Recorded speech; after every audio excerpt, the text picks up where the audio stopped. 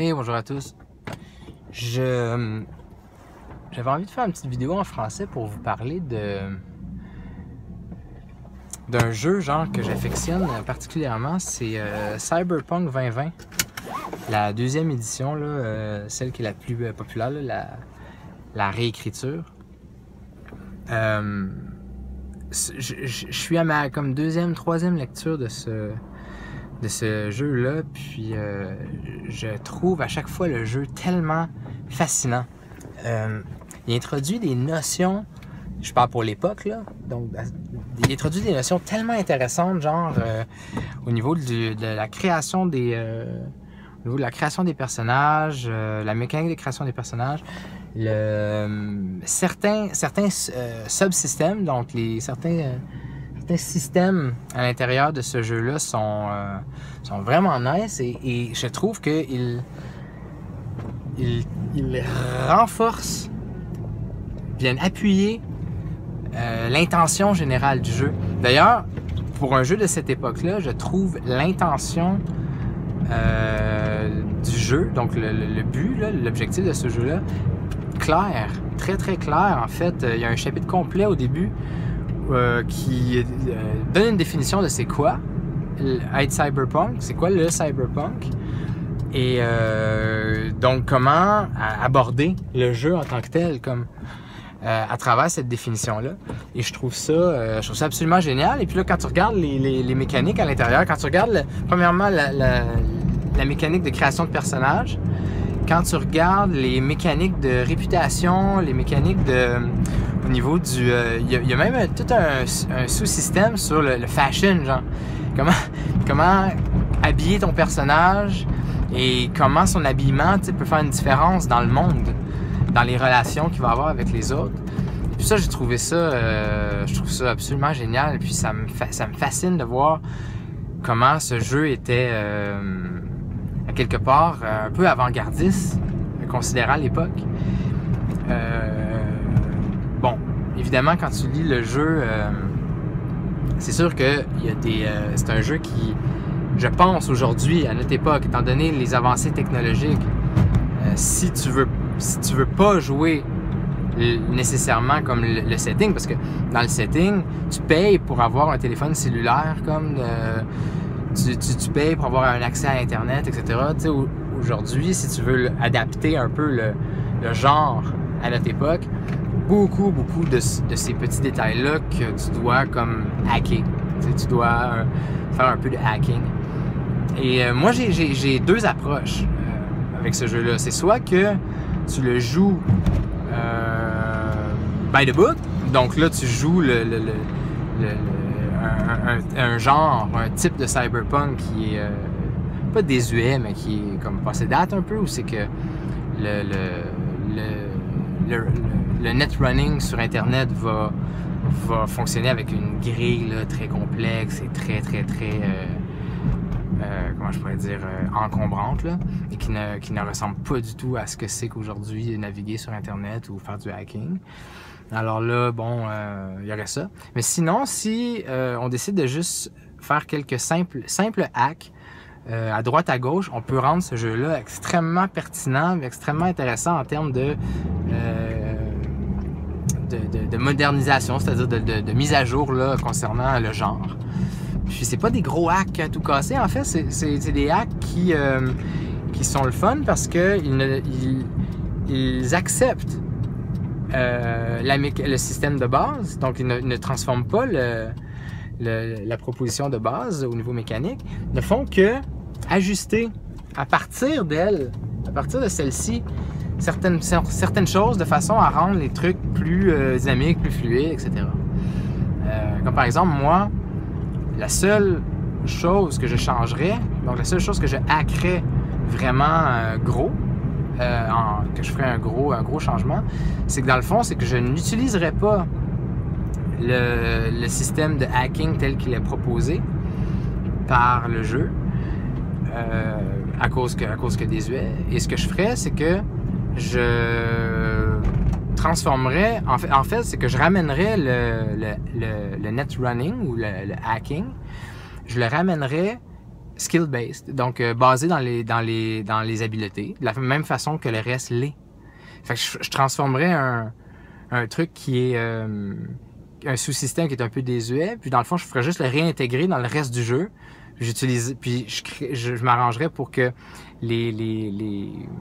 dans le package, parce que à la création du personnage, c'est des boîtes, on appelle ça les habiletés de carrière. Donc, si tu fais un hacker, tu as toutes les mêmes skills, les mêmes habiletés dedans. Alors, moi, ce que je ferais, c'est que je renommerais un peu les skills qui sont à l'intérieur de la boîte là, du hacker. Là.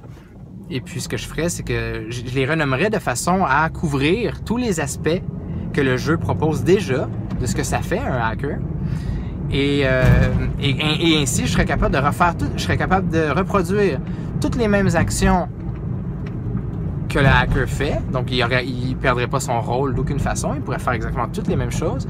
Mais au lieu d'utiliser un sous-système extrêmement complexe, ça serait juste une narration fluide, ensemble, basée sur des jets d'habileté, tout simplement. Et c'est sûr que ça enlève l'aspect du jeu secondaire où c'est qu'on s'en va dans la grille et tout. Ça, c'est certain, il n'y a plus ça. Mais de l'autre côté, ça permet de réhabiliter un peu le hacker qui a souvent mauvaise presse, que ce soit dans Shadowrun ou dans Cyberpunk 2020, entre autres. Et puis, moi, je trouve que quand on hack de cette façon-là, juste basé dans les habiletés, puis dans le fond, on reformate un peu le sous-système juste en le traitant comme une habileté ordinaire, souvent, on règle le problème et puis ça peut devenir très intéressant aussi pour le joueur, c'est-à-dire qu'il utilise ses habiletés de hacker, il fait les actions de hacking qu'il veut faire dans le jeu, par rapport au genre aussi, etc. Mais on ralentit pas la partie et puis on n'utilise pas une espèce de mécanique qui est contre-intuitive qui nous dérange, par exemple. Tu sais, c'est un jeu où c'est que l'intention du jeu, c'est bien gros agir avec style. Donc, tu sais, c'est très... c'est un peu cinématique. T'sais, le jeu, il y a une approche un peu simulationniste où c'est que... Tu sais, c'est un peu dans la description, par exemple, des règles de combat armes à feu. Ils disent qu'ils ont fait des recherches puis qu'ils se basent sur des statistiques qu'ils ont pris dans les systèmes dans les statistiques de police, etc., par rapport aux armes à feu puis tout ça. Ce qui fait qu'il y a une espèce d'approche un peu, une intention un peu simulationniste où c'est qu'on... T'es-tu blessé à la tête, t'es-tu blessé au bras droit, au bras gauche, etc. Fait qu'il y a ça j'aime bien, je trouve ça nice. Je trouve ça bien parce que ça donne une granularité. Mais de l'autre côté, c'est ça, c'est qu'il essaie il te présente, ça c'est un peu un paradoxe que j'aime dans ce jeu-là, c'est que la manière de le jouer, le personnage doit toujours être très cinématique un peu, je m'en fous, je suis un cyberpunk, j'agis avec style, puis je me définis par mon individualisme un peu nihiliste là, du genre de la dystopie. Puis ça, je trouve ça bien dans un sens où, comme par exemple dans Seven Seas, ce que je vois en ce moment, c'est qu'il y a une approche de même où c'est qu'on agit de manière stylée, de manière très cinématique, sauf que il n'y a pas de contraste avec la mécanique, dans le sens où la mécanique au complet, elle est comme ça aussi. Tu vas réussir souvent, il n'y aura pas de granularité au niveau des dommages, etc. Parce que dans Cyberpunk, on me dit, agis de même, narre comme ça, vis ton personnage comme ça, de façon un peu cinématique, de façon un peu... très axé dans l'apparaître et dans le style. On va te donner même des règles, là, justement, par des tables de vêtements, de fashion, et puis les compléments du jeu, c'est des catalogues, c'est que tu achètes des outils, des gears, je sais pas comment on le dit, de l'équipement en français. Puis, fait que ça rend le jeu extrêmement comme granulaire, puis très, très, très simulationniste. Tu peux vraiment construire ton personnage avec plein d'équipements différents qui vont le rendre unique. Et puis là, tu joues d'une manière très stylée selon comment il est bâti. Et puis, ça, je trouve ça bien que ça contraste avec une mécanique un peu simulationniste comme ça. Bref, ce jeu-là, moi, je le trouve vraiment intéressant. Je suis supposé le tester bientôt. Je sais pas comment ça va se passer, on va voir. Mais toutes les petites règles comme ça, là, il y a une règle pour la réputation, ça s'appelle le duel du regard, dans le sens où c'est comme un stare down qu'on appelle, où c'est que tu vas rencontrer un NPC, tu vas avoir des personnages qui vont se regarder là, dans les yeux là, face à face, puis là on va rouler un jet de réputation, et puis etc. avec ton cool. Il y a une stat qui s'appelle le cool. Moi, ça, c'est le genre de choses que j'aime vraiment bien, où c'est que dans les stats, dans la mécanique du jeu, l'intention du jeu se révèle, c'est-à-dire, se révèle, elle est inclue dedans. C'est ça que j'aime, parce que souvent, on va avoir une intention qui va être détachée de ce que les stats et les habiletés révèlent. Donc, comme par exemple la stat cool, c'est à quel point justement t'as la tête froide, à quel point t'es capable d'être cool.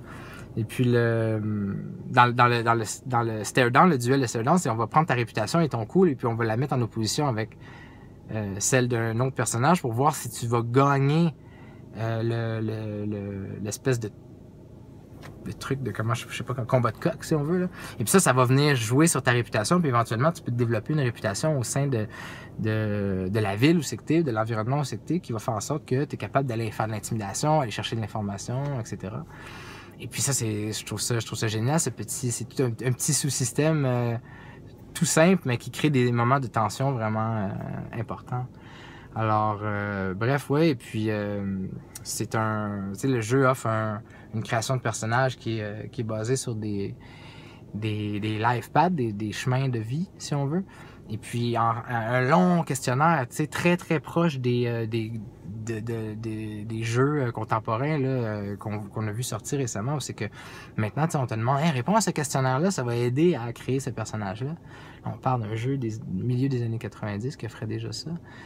De façon très, très, très, encore une fois, granulaire, parce que c'est des chemins de vie, puis ces chemins-là se connectent entre eux, et puis tu jettes un dé dans une table, puis il y a une espèce d'aspect un peu hasardeux, où c'est que tu sais pas trop qu'est-ce que ton personnage va avoir vécu, parce que tu jettes un jet de dé, puis ça te propose une phrase un peu générique, qui te permet d'interpréter comme tu veux qu'est-ce qu'il a vécu. Et puis, tu façonnes un personnage à travers ces propositions-là, basées sur un jet hasardeux. Et puis, éventuellement, tu arrives avec un personnage que tu sens qu'il a eu un vécu. Tu es capable vraiment d'interpréter son style à travers. Pour moi, là, le jeu Cyberpunk 2020, c'est vraiment un gem from the past. Puis, une pierre précieuse du passé, si on veut, qui mérite d'être relu et redécouvert. Peut-être hacker un peu au goût du jour, mais tellement pas besoin de grand-chose, juste 2-3 petits trucs, puis ça devient un jeu vraiment cool. Alors voilà, bref, je voulais juste vous partager avec vous mon appréciation de Cyberpunk 2020 que je suis en train de relire. Et puis je voulais savoir dans la communauté francophone s'il y en avait qui avaient joué. C'était quoi votre interprétation? Comment avez-vous aimé? Avez-vous pas aimé? Pourquoi?